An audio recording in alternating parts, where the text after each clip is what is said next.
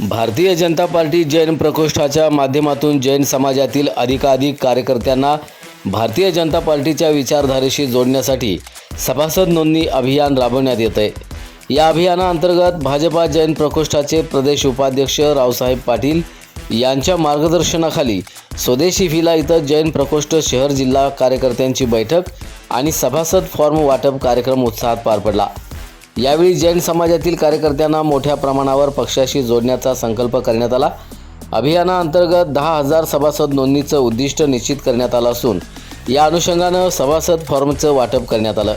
कार्यक्रमात शहर जिल्हाध्यक्ष महावीर पाटील यांनी सेक्रेटरीपदी श्री शीतलनाथ चौगले, सचिवपदी सचिन पाटील आणि संघटकपदी चंद्रकांत पाटील यांची निवड केली आहे। कार्यक्रमाच्या प्रारंभी भाजपा जैन प्रकोष्ठ महाराष्ट्र विभाग प्रमुख गौंडाजे यांनी प्रास्ताविक करत जैन प्रकोष्ठाच्या संघटनात्मक कार्याची माहिती दिली।